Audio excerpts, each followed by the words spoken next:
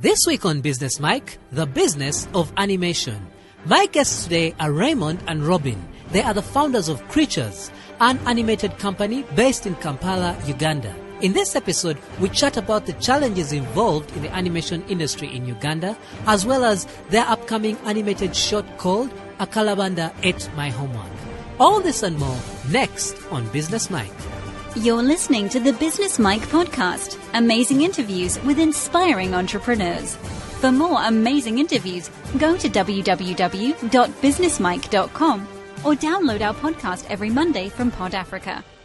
Hello and welcome to another episode of Business Mike. And joining me in the studio today is the team from Creatures Animation. Could you just introduce yourselves and let us know about what you do?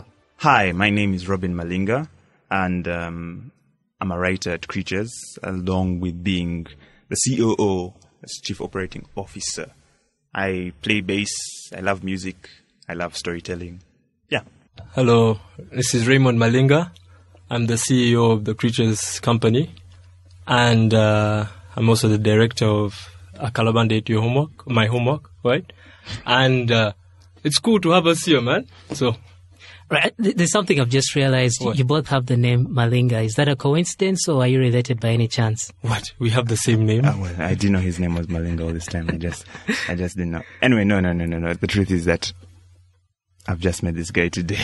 So I don't know who this guy is. He just took me like around, like the taxi there. I was like, "Hey, dude, are you Malinga?" I could be. And he just like walked. So let's go. No, actually, we're brothers. Yeah. Yeah, we're brothers. And so how did Creatures come to be? What were you doing before, and what magic happened for you guys to start this thing? Well, actually, Creatures, what was I doing before, right? Mm-hmm. I was studying in Malaysia. I did an animation course, right? And then I quit my job there. I got a job there at an animation studio. And I came back and we started the company with Robin. And... yeah. And yeah, is that it? I guess would have to get a point from my view, I guess. Yes. Before all of this, I was studying as well, but I didn't get the opportunity to do animation like Raymond. So I studied here in Uganda from MUBS actually. I did business administration, and currently I run the business affairs of Creatures, aside from other things. So when it comes to accounts and what, I'm the guy who does that stuff also. But yeah, before all of this, before Raymond went to Malaysia, we used to be seated in a small room, almost like, and we used to talk about animation and stories that wanted to tell. And when he finally got the opportunity, it was like, yo, man, that studio gotta happen, man. So when he touched ground, just started Creatures. Right now, before we started recording, I revealed something to you guys that you're excited about. I used to be in the animation industry as well, and from my experience, it's a tough one. A reason being, sometimes, obviously, the turnaround of an animation, it takes quite a while. You need a good number of people to help you produce quality work, and then on the other side, clients don't necessarily appreciate animation work. They look at them as actually they just brand everything cartoons, and they're not ready to pay the actual price for these animations. So when you guys started Creatures, who were you targeting? Like, what kind of content were you planning on creating, and for who? Oh, we're targeting family content, right? At the family. So we like the idea of having like a collective viewing experience, right? And most of our content is targeted towards a parent, a kid, right? And they can watch it together as well. So, yeah, that's who we're targeting. None of that sausage party kind of stuff, We're not going for like R-rated things. No, South no, Park, not like South Park. We like South Park though, but we might watch it, but it's not what it's not what we're going for. Our target market. Yeah. You said.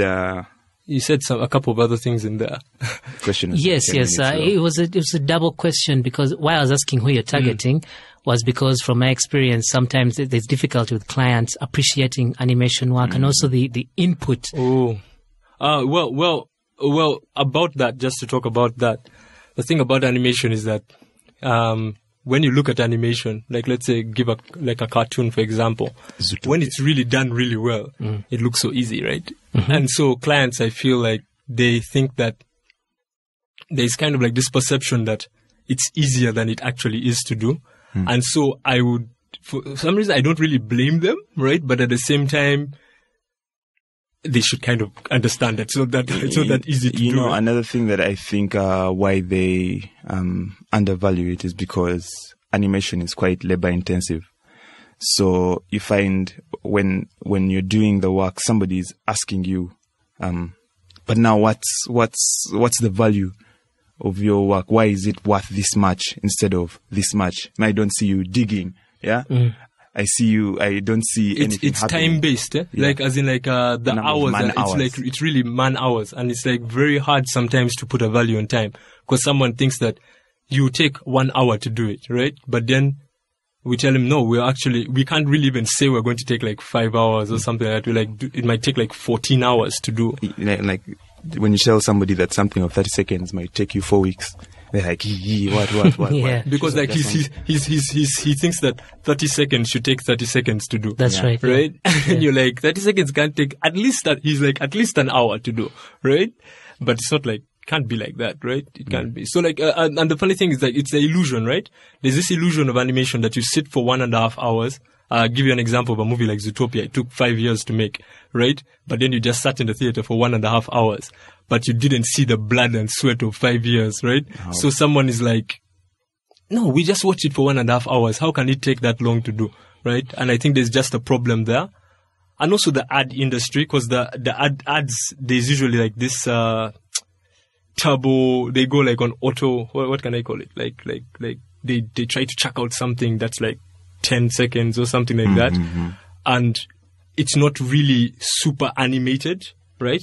What I can say is like it's a simplified version, like motion graphics with some animation elements, right? And so like they chuck out something like in 4 days, 5 days. Then someone wants you to do the same animated thing, yet they don't know that there was a lot of dodging around in the ads, right? So like there's that kind of thing, like, sorry about that. There's that kind of thing going on, right? So that's probably why they undervalue it. Right. How long have you guys had Creatures? How old is the company? Well, in that regard, the company actually started back in like 2009. Oh. Right? But at that time, it was a different company. Okay. Like, it was still called Creatures, but it was a different company. And then I went to study. Then we came back, and then we like rebooted it. Right? You see. So like this one has been around since what? 2015. About 2 years. Yeah, about 2 years now. 2015 December. This is like what is it called? Volume 2, right? No, Guardians of the Galaxy Volume 2. Oh my Jesus! And so what have you guys been doing between then and now? Because I discovered you through a trailer for your animated short, Kalabanda Ate My Homework. So between then and now, what stuff have you guys been up to? Well, for a larger portion of that time, we've actually been working on a Kalabanda Ate My Homework because it's not a joke. Like we said, it takes a while to do these things, and in order to push out the quality that we did and gathering a team that would be able to push it out, we have taken quite a while. Plus also the pre-production and getting a story that would work, because we take this stuff seriously. So we want to give people quality stuff. So Kalabanda Ate My Homework has been what we've been doing. Although previously, for a short period of time, we were doing ads for some people. Here and there, a few people who we met. Somebody comes, what, because we needed money. So right. Basically, we needed money. And yeah, so we did a few short gigs here and there in order to boost us. Currently, we're actually still doing like explainer videos. That's what we do. And just to add on to that point, we were doing that, and the reason why it took a long time, right? I think it's not really because it was like hard, right? It's because there's some things that you have to do before actually attempting something like this, right? Gathering a team, right? Because we're really team focused, right? That's what comes first for us. it's the team first, right? So it wasn't going to be good enough to just chuck out a good 5-second animation. We had to do something that is substantial, so that we can also go on to do bigger projects later on, you see. So we invested a lot of time, for those past 2 years, actually trying to build a team, trying to collect them, trying to train them, you understand, the right people. Get the right people. So there's some people who have come in, some people who have gone out, right? And it's okay, right? But we've got to this stage with some people that we're really happy with, we're really proud of as well. And that's what we've been... Yeah, that's what we've been doing. How big is your team, if I may ask? We're around 6 people. I think six including us. 7 including us. 7 right. And how do you, because I know with animation, each project has different roles. You have your modeling, rigging, and all that kind of thing. So do you divide the tasks? You really have like done that? This stuff before, haven't you? Someone who has never done animation never mentions the word rigging. Rigging, yeah. I'm like, wow, rigging, okay. It's plain. You know your stuff, man. Yeah? Okay. So do you, for this project, let's talk about the Kalabanda at My Homework. Do you break it down like that, or is each one of you skilled enough to be able to do a bit of all of them, so you find a way of working around that? Okay, first of all, when I came back from... maybe you can explain what modeling, rigging, all this stuff. The people listening might be like, what's going on? I've enjoyed to talk about these things. I'll take one, then you take rigging. But we don't need to explain everything. Basically, modeling is modeling as you'd see in the software. With clay. Yeah, it's like sculpting a character, but in a 3D program. Yeah, that's what I can say. It's like, imagine you're using 3D clay to get to the character. That's pretty much what it is. Rigging is the process of putting bones, right, into the character that you have sculpted, and so that he can actually move. So if you think that animation is just like you wish things, no, actually everything you see, we don't get it for free, right? Like if you want a character to pick up a cup, you have to put bones in his arm and then make him pick up that cup, right? So yeah, that's a rigging process. Then I don't know. There are other things like what? You want me to go through all of them? It's texturing. Yes, texturing, which is a process of like painting, surfacing the characters, materials and everything, environments as well. Basically, the easiest way to explain this is that when you see an animated film, when you watch Kalabanda Eat My Homework, nothing you see there was done. We got it for free, right? Yeah. Like we literally just started off with anything. Yeah, we didn't even download anything, which was something that we were trying to change because there's a lot of downloading here. Yeah. So everything is for free. Everything is from scratch to the end. Actually, like everything that you see in the trailer and you'll probably see in the final film is all original from I don't know. Everything you see to everything you hear. To the music, to the voices, and we try to make everything original. That's basically it. Yeah. So, do we need to talk more about the process? We could go on and on about the process. I just wanted people to get an appreciation of what it takes to make an animation. Because some people might think, you sit down, you draw the thing on a paper, you put in a computer, you click 2 buttons, and we have a Actually, what you've just explained is probably like the first 3 days. You just explained like probably like the first 3 days. Like, and I'm being generous. Somebody's hearing you saying sculpting, and they're like, that one now, like 1 hour. Because there's also a whole deal of appeal. You know, these are things that people don't think about. Like, does the character looks nice from the front, but does he look good from the side? Right? You see, these are very simple things, but like we don't take them lightly. So like if the character looks weird from the side, we have to change it, right? And if that desk looks weird, the wood on the desk looks weird, we have to change it, you see. So like the whole idea is that we're always aiming to make you forget that people worked on it. And I think that comes back to the whole idea of why people maybe undervalue this work. When they look at it, it looks like we did it so easily, yet we actually worked hard to make you forget that it was hard work, right? That's basically like that's a quote, man. Yeah, you have to quote him on that. Oh man, you must quote. Then he deletes it. Podcast. So how did this idea come about? Which one of you sat down and said, you know what? Let's make a story about a Kalabanda Ate My Homework. A Kalabanda Ate My Homework was initially Raymonds' idea. He brought it to me. He had this idea way back. In 2014. Did a Kalabanda eat your homework? I can neither deny nor confirm that information. But anyway, it came in 2014. I was Malaysia. I was about to come back, and I had been struggling with, because we grew up actually, and a lot of us do. We grew up on these Western cartoons. So all my influences and all my ideas were very Western.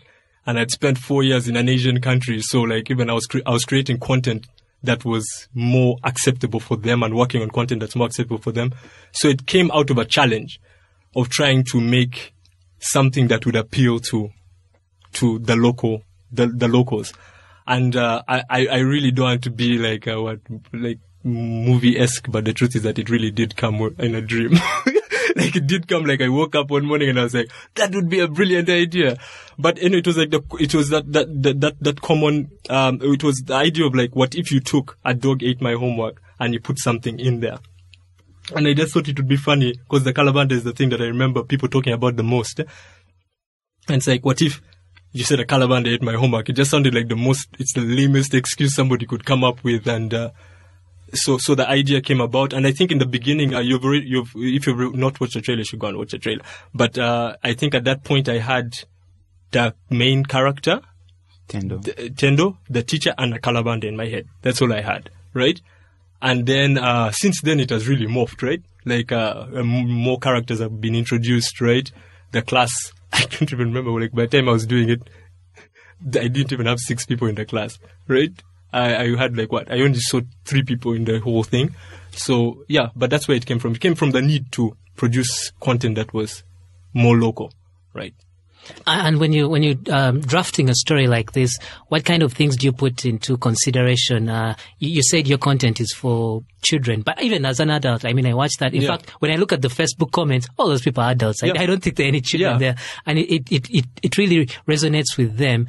So, and at the same time, even a child can enjoy it. So, how do you draft your script or story in such a way that, and Pixar do this very well, they make a movie that appeals to both adults and children. What do you do to make that happen? First of all, thank you for mentioning us in the same sentence as Pixar.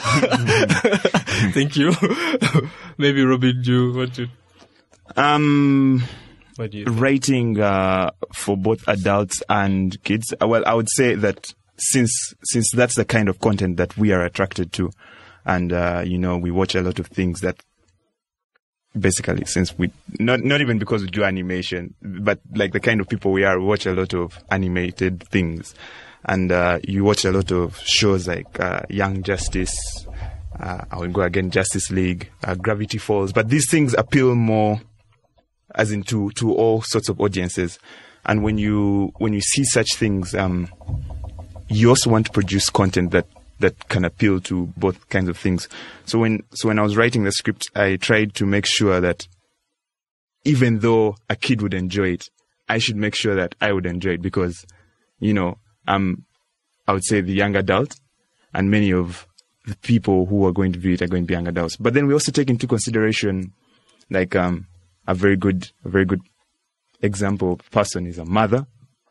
Like, if you take it to a mother and she reads your script and says, "Oh, that's nice," what? Then you're like, the mommy test. The mommy test. That's also nice. It's the mommy test, man. But when you take it to a mom and she's like, "Oh, what?" Now, when a mom likes it, it means she's going to show it to her child. Mm-hmm. When she shows it to her child, you've knocked out that set of people. That demographic, basically. And once a mom likes it, we assume that women like it. Right. Yeah, you don't test our mom on the. Oh, no. We go testing different kinds of mothers and saying, "Oh, I like it when Tendo does this," because some people have seen actually different parts of our film that you guys have not yet seen, but. Yeah, we do our tests. You gotta taste that thing, man. That script got rewritten like over 20 times. It was rewritten in order to get something that would appeal to different demographics. Actually, what happens usually during the writing process is that we're trying to have this culture of like really, really, really refining our scripts, right? And because it's something that we noticed that the guys in the Western, abroad, they actually do this, right? They don't take it lightly. So what we do is that something might make us laugh now, right? Then when we wake up in the morning, we're like, it was one of those jokes that was just funny at that time. Actually, many of those got taken out later. So sometimes you can be like, you get I get Robin's script, then you draft like a whole different section, then Robin reads it, drafts a whole different section, then somewhere in the middle comes the solution, right? And there's really no easy process. I just believe that we're conscious about this whole thing, whereby we're like, there's the mommy test definitely, and we want to be inclusive. This is what I wanted to actually say. We want to be inclusive. How do you get young people, and I'm not going to only stop with young people and old people. I'm also going to say we have a big ethnic divide, right? But it's not really, really bad, right? But it's there, and we're not shy about that, right? And I would say that we are from a small tribe, right? We are Banyole, right? Yeah. It's a really small tribe, right, from the east. Right. And I think for some reason, I think that kind of gives us the freedom to actually not have too many allegiances, right? A bias towards a certain tribe. We don't mind calling our main character Tendo, right? You see, we don't mind calling another character Mia, right? Ketch, or Ketch. We don't even see that. All we just see is like that guy feels like an Oketch, right? Like an Oketch. The name came because of how his character felt, and I just felt like each kid in school had a Mr. Oketch. A Mr. Oketch, yeah. You see, like it just felt like the appropriate name, and that's how we go. So like the things that we're just inclusive. So the things that it bothers us if we play a clip, and our mom is like, right? We're like, why is she saying right? So we're like, we have to fix it. Then we try to fix it until she's like, oh, that's very interesting. If we can get our mom to say that, right? We're like, okay, cool. Because we're already guys. So we know that we like it, right? Yeah. So we know that other guys will like it. So now then you also try to test out with like girls and stuff like that. The best thing you can do is test. Yeah. Because market testing. If you sit in a room like the three of us here, and we're the team working on Kalabanda, and we write it and we're like, this thing is cool for us, then we release. I think that's what's actually lacking, to actually just really hit the nail on the head.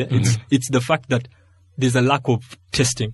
Most people make decisions in a room, then they just upload their work. But we actually go through a vigorous test between the both of us first. And even internally, I go through it myself, right? He goes through it himself.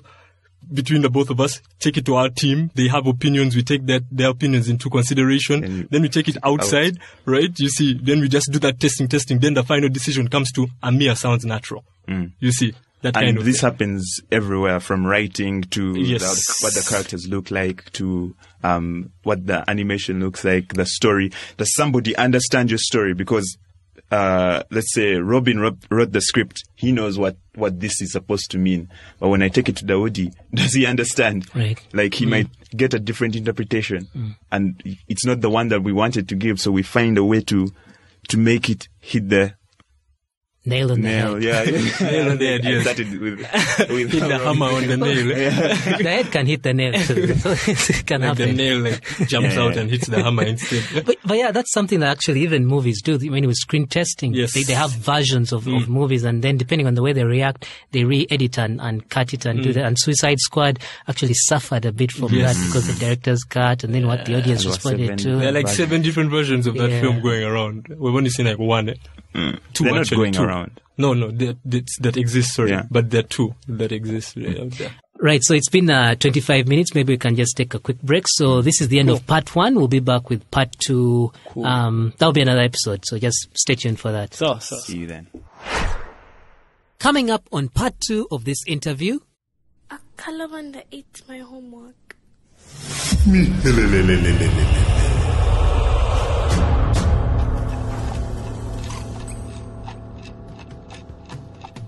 Who was it? Can you say the was like this? Who was it? No. Date with anger. Like, wow, who was it? You see, then she's like, you see like that. Then, right? And he's like, no, that's too short. Say it on, You see, right? Yeah. You see, so like there's a lot of that going back and forth. They are patient with us, and I appreciate that. That's next on Business Mike.